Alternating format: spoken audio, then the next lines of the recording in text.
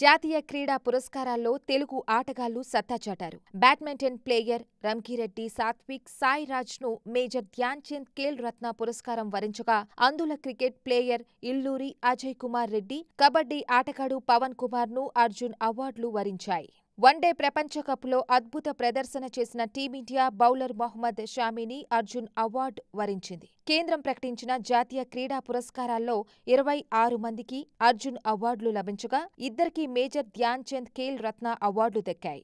అర్జున్, ఖేల్ రత్న అవార్డులతో పాటు కేంద్రం ద్రోణాచార్య అవార్డులను కూడా ప్రకటించింది. వచ్చే ఏడాది జనవరి 9న రాష్ట్రపతి చేతుల మీదుగా క్రీడాకారులు ఈ అవార్డులను అందుకోనున్నారు.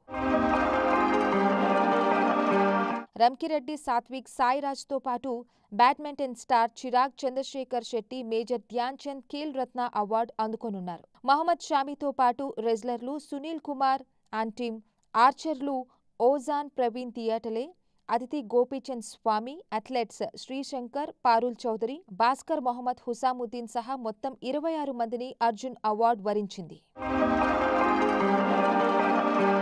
ఇక wrestler Lalit Kumar, chess player R B Ramesh, hockey క్రీడాకారుడు శ్రీవేంద్ర సింగ్, పారా అథ్లెట్ మహావీర్ ప్రసాద్ సైనీలకు రెగ్యులర్ ద్రోణాచార్య అవార్డులు దక్కాయి. అటు కబడ్డీ ఆటగాడు భాస్కరన్, గోల్ఫ్ క్రీడాకారుడు Jaskirat Singh, table tennis player Jayant కుమార్లకు లైఫ్ టైం ద్రోణాచార్య అవార్డు లభించింది. బ్యాడ్మింటన్ క్రీడాకారిణి మంజుషా కన్వర్, హాకీ క్రీడాకారుడు వినీల్ కుమార్ శర్మ, కబడ్డీ ప్లేయర్ కవిత సెల్వరాజ్లను లైఫ్ టైం ధ్యాన్ చంద్ అవార్డులు వరించింది. ఇక మరోవైపు మౌలాలా అబ్దుల్ కలాం ఆజాద్ 2023 ట్రోఫీ విజేతగా అమృత్సర్లోని గురునానక్ యూనివర్సిటీ నిలిచింది.